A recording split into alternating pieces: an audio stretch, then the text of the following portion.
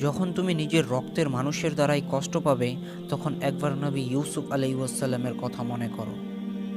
তিনি কিভাবে নিজের ভাইদের দ্বারাই প্রতারিত হয়েছিলেন।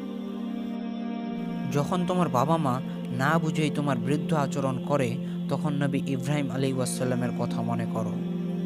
তেনাকে আগুনে নিক্ষেপ করাই তেনার বাবা ভূমিকা রেখেছিলেন। যখন তুমি সমস্যা থেকে পরিত্রাণের কোনো পথ খুঁজে পাবে না, তখন নবী ইউনুস আলাইহিসসালামের কথা ভেবো। তিনি কতটা সময় ধরে মাছের পেটে আটকা পড়েছিলেন। যখন তোমার নামে কেউ মিথ্যা অপবাদ ছড়িয়ে দেবে, তখন তুমি মা আয়েশা রাদিয়াল্লাহু তাআলা আনহার কথা ভেবো। তার নামে পুরো শহর জুড়ে কুৎসা রচনা করা হয়েছিল। যখন তুমি অসুস্থ ব্যথার যন্ত্রণায় কাতরাতে থাকো, তখন নবী আইয়ুব আলাইহিসসালামের কথা মনে করো। তিনি এক ভয়ঙ্কর ভাইরাস জড়িত রোগে আক্রান্ত হয়ে তোমার থেকেও বেশি কষ্ট পেয়েছিল। যখন তুমি দিনের কোনো বিধান নীতিতে চুক্তি খুঁজে পাও না, তখন নবী নূহ আলাইহিসসালামের কথা ভেবো।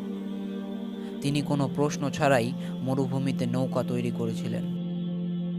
যখন তুমি আত্মীয় স্বজন, পরিবার, বন্ধু বান্ধবের কাছে হাসির পাত্রে পরিণত হও, তখন তুমি শেষ নবী হযরত মুহাম্মদ সাল্লাল্লাহু তাআলা আলাইহি ওয়াসাল্লামের কথা ভেবো।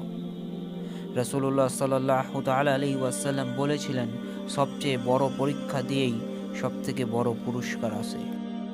ভেঙে পড়বেন না, ধৈর্য ধারণ করুন। বিপদের চূড়ান্ত পর্যায়ে আল্লাহর সাহায্য আসে। যখন আল্লাহ কাউকে ভালোবাসেন, তখন তাকে পরীক্ষা করেন। যে এই পরীক্ষাগুলো মেনে নেয়, সে আল্লাহর সন্তুষ্টি অর্জন করে। আর যে অভিযোগ করে, সে তার